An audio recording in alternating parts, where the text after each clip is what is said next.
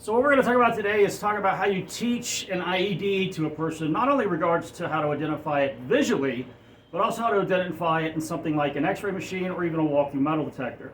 So when you look historically at training on IEDs, and go back, a very long time ago, one of the acronyms that they always used to try to explain to somebody what an IED was PIES, P-I-E-S.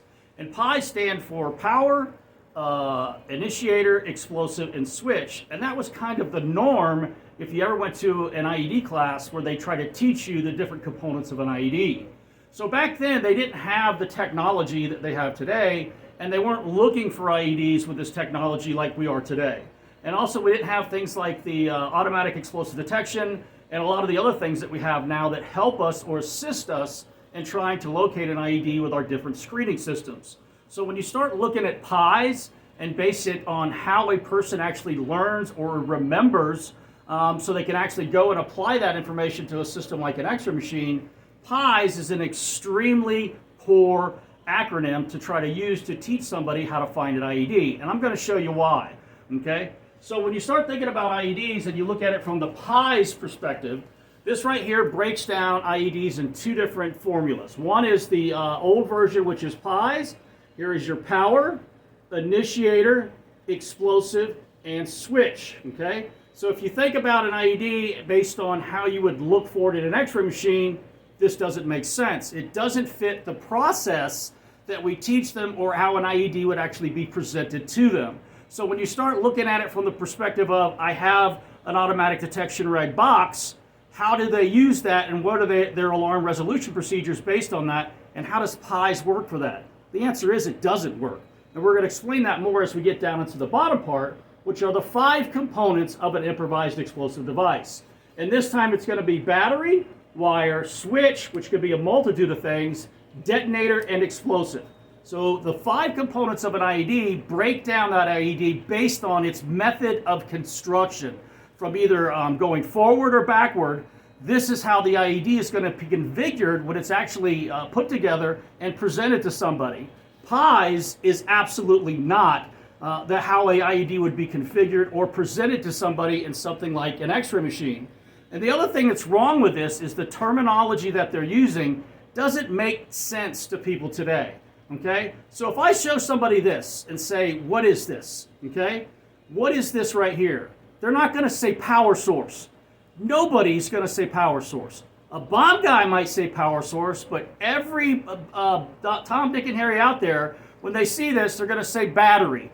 They might even go so far to say 9-volt battery. So what you should teach people when you're teaching them how to visually recognize something, so when you put a PowerPoint slide up and you show a battery, the first thing that comes into that person's head is not power source. It never has been, and it'll never will be. And that's another reason why PIES is so ineffective.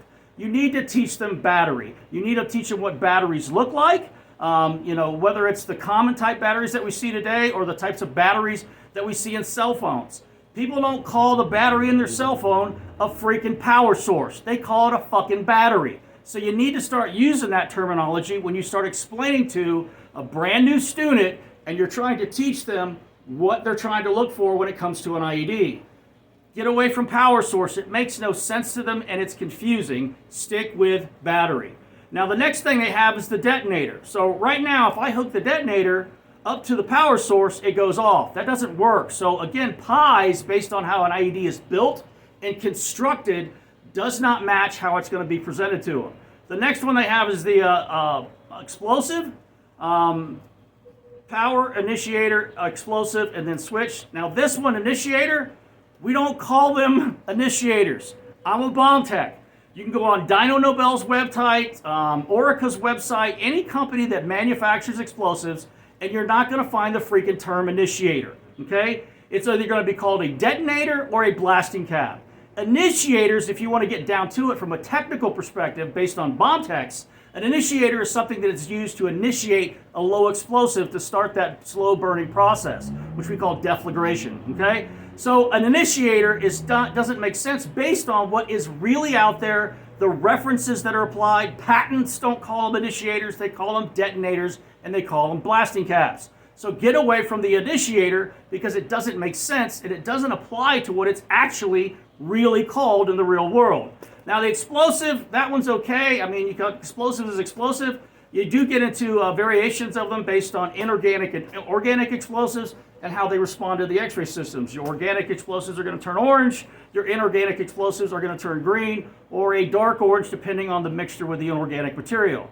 And the last one they got is switch. Again, the construction of an IED does not match. When you start looking at the switch portion of an IED, that's probably by far the most complex and hardest thing to teach. So what we're going to teach you to do is go to what we call the 5 components of an IED. Battery, wire, switch, detonator, explosive. And if you do it backwards or forwards, that's exactly how an IED is actually constructed.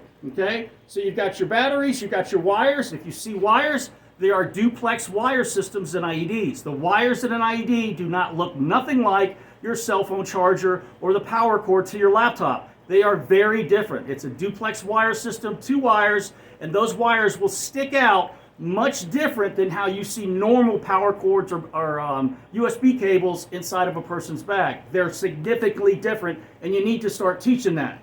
And when you get to the switch part of it, that's where it gets really complicated. And depending on who that student is, like bomb techs, they get knee deep into this, and they can name every single one of these switches that are typically used in IEDs. That's a challenge for a new X-ray screener to get them to the point where they can be able to recognize these. And the other problem you're going to run into when you get that detailed with it are these systems do not have the resolution or the line pairs per millimeter to be able to show a lot of these very small components in a shape that they can recognize. And what happens is they'll pixelate out very badly on these systems because they have very crappy line pairs per millimeter when you compare that to a bomb tech system. So if you want a new improved technology, start asking these vendors to give you an improved detector boards with higher resolution and higher line pairs per millimeter. And that will definitely improve their ability to be able to identify these smaller IED components, especially in an X-ray system. And then we'll show that to you. Then after the switch, which could be multiple switches, you need to teach them an IED can have more than one switch, you would have the detonator and then you'd have the explosive. The detonator to set off the explosives has to be inserted into the explosives. So if you see the red box, the teaching that we've always used, if you see a red box, look for the detonator inside of the box, not the initiator. The detonator inside is something that looks like a detonator, and that's what's cluing them in that they potentially have an IED. So from backwards to forwards, the 5 components of an IED is a much better method to train your students in regards to what an IED and how it responds to X-ray. So let's run this through the X-ray machine and take a look at how this stuff looks like. And we'll go over each of the items as it passes through. Now again, this is a Smiths Detection 6046 SI system. We've got the automatic detection turned on, and as you can see, both of the explosive simulants actually automatically detected. And in this scenario, we see in the red box, we look inside the red box, and we definitely have something that looks like a detonator.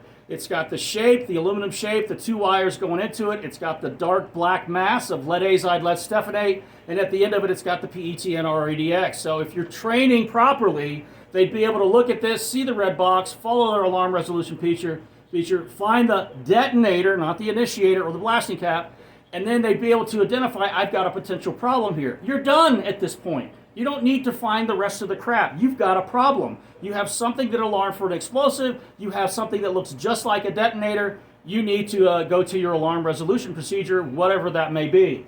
Now, as you look at the rest of it, we've got the battery, which is the 9-volt. There's lots of different 9-volts out there, guys. There's not just one type. There's actually 4 or 5 different types of 9-volts out there, depending on where you are in the world. And you need to make sure you're teaching them all of the different types. This one's extremely common in the United States, but they also have ones that have little cells inside of them, and they also have them that's completely different and sideways. There's a lot of different 9-volts out there. This detonator is going to be a instantaneous bridge wire detonator, and again, you can see the lead azide and the main charge, and again, there's your duplex wiring system. Now with these X-ray systems, now this is a pretty good one as far as the line pairs per millimeter and the resolution, but even on this one, once you start getting into like a 22 to 24 AWG wire, they're not going to be able to get the resolution on those like a bomb tech portable X-ray system is. And then when you start going down to these small IED components, some of them we can make out, but when they start getting really small, like into the photocell and also into the micro switch and things of that nature, the system just starts pixelating very badly. So one of the things all of you need to start asking for in your tenders or your solicitations is tell these X-ray vendors, I want better detecting resolution. The detector boards in my system, I want better line pairs per millimeter. Right now, these line pairs per millimeters on these systems absolutely suck, and it can be much better. There are much better detector boards out there that they can use to put in these systems to give you a much clearer, more crisp image, or better what we call line pairs per millimeter. So again, this is PIES. It's a very inaccurate way to try to teach somebody what an IED is. This one is the 5 components of an IED, and it works much better when you're starting to train somebody on how to do an IED. So here's the example. We always teach them, especially when you go through my class, as soon as you look at a bag, the first color you're looking for is blue. Because if you take a freaking prohibited items list and go from the top to the bottom and write down what color it's going to turn to the X-ray, about 80 to 70% of it's all going to turn freaking blue. So we should be teaching them to look for blue, not orange, okay? Orange is a very freaking small window where you actually see the explosives. Orange goes from 0 to 10 Zeph, and the organic explosives that they have the algorithm for is like from 6.9 to 7.2, 7.3 in the Zeph range, which is a tiny window. So why in the hell would you tell them to look at all this orange, okay? Prohibited items list, what does the majority of the shit on a prohibited items list turn? It turns fucking blue. So tell your people to start looking for the color blue. And one of the things you want to look for, especially with IEDs, is a battery. Not a power source, a battery, because they understand battery. So right away, I see right here, it looks like 2 AA's, and I got a 9 volt, I got some D cells or C cells or something like this over here. They can recognize that because they already know what that shape is, and it correlates to them as a battery, not a power source. So that's what you want to teach them. So they automatically see this battery or power source. The next part of the process when they see that, when they're clearing all the blue items, is to look at that battery and see if there's any loosey-goosey wires coming off of it or 2 wires coming off of it that's just not normal. And in both these cases, we see we've got those loose wires coming off of it. So that is why the wire, battery wire, is the next step in teaching somebody the components or the 5 components of an IED. Because if you're teaching them the process to look at the image and then start taking what you find and then follow it to try to figure out what you have, you're going to follow the wires from the power source to potentially the next item, which would be the switch. IEDs can have multiple switches, so depending on the systems like these, you can't get to the level of a bomb tech. So a lot of times we get into the switch part of it, and it gets pretty sophisticated, okay? It's by far the most complex part of an IED. But if you look at something and it's obvious a toggle switch or something like that, or you're teaching them so far that they can identify a digital timer and an image or a mechanical timer, that's pretty good, okay? But most people are not going to be at that level at the very beginning, and that switch is going to be the hardest thing. So what we teach them is what we call switchy. You got 2 wires coming off a power source. They're loosey-goosey, they shouldn't be like that, and it's going to something that looks switchy, electronic in nature, or it's got a metal content to it. And then they would continue to try to follow the wires to see where it goes. The next item it's potentially going to bring them to is the detonator, which goes inside of the explosive, okay? So the 5 components of the IED literally follows the process of teaching a person how to identify something in an X-ray and then go from that item and follow it based on the construction of an IED to identify that threat in an X-ray image. It's much more effective than PIES, and it makes sense. It follows a logical flow based on the construction of an IED. Now, the other thing you're going to have to teach them is what you're looking at right here. This is called component-based and holistic presentations of an IED. And we'll show this to you. So when you look at this display board, I've got 2 IEDs on this display board. Both of them are using a stick of dynamite. Both of them have a power source. Both of them have a switch. Actually got a couple switches. Both of them have a detonator, which is inserted into the explosive. And as you look at this on the X-ray scene, I'll go ahead and zoom in this for you. Hopefully get it big enough where you can see what it is. When you look at this on the X-ray screen, one is what we call holistic. The other one is called component-based. And what we mean by that is this one right here is what we call holistic. And that is typically a more common construction method of how an IED is potentially going to be presented to you in a real world scenario. So typically when an IED is constructed by a terrorist, it's all going to be combined together. You still have all the different components there, but it becomes much more difficult to identify the individual components than it would be if it's broken out like this in what we call component base. Now you can have an IED presented to you in a component-based configuration, which again, you have to teach both. You have to teach your students not only component-based, but also holistic. And the best way to do that is start them, if they're brand new, with component-based presentations, which has everything laid out for them, so they can do the individual component identification and learn and visually imprint what they look like in an X-ray system. When you start getting better and better at being able to identify all these individual components, they can start progressing to the level where you get into the holistic-based IEDs. It's a process. You can't shove the fire hose down their throat and expect them to swallow everything they need to know. Learning an IED to an X-ray operator has to be done in steps, okay? You just can't go to some 1 day or 4 hour PowerPoint presentation and say, but bam, you got it, bro, out to the X-ray machine. That guy's gonna suck at finding IEDs.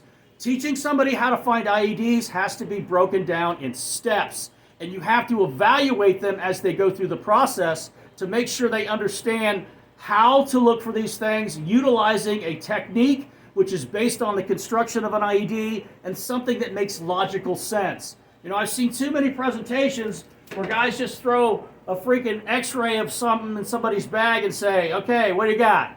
No, you start way before that. You start teaching them the basics, components, and construction of an IED so they can start learning all these individual things and what they look like individually in an X-ray system, because they have to find those too. The IED may or may not be completely put together, so being able to identify the individual components is just as important as to being able to identify a completely assembled IED. So I hope this helps. I really hate PIES, and that's the reason I'm doing this video. I'm so sick of seeing it. It's so ineffective, and it's actually just crap when you're trying to train somebody on how to find an IED with an X-ray system. So we developed the 5 components of the IED because it makes sense, it's logical, it fits the search procedures and the type of information they're being provided, and it helps you to train them to become much more efficient at finding an IED. Okay? I hope this helps. If you have any questions, reach out to us at our website, and we'll be glad to help if we can. Thanks, bye.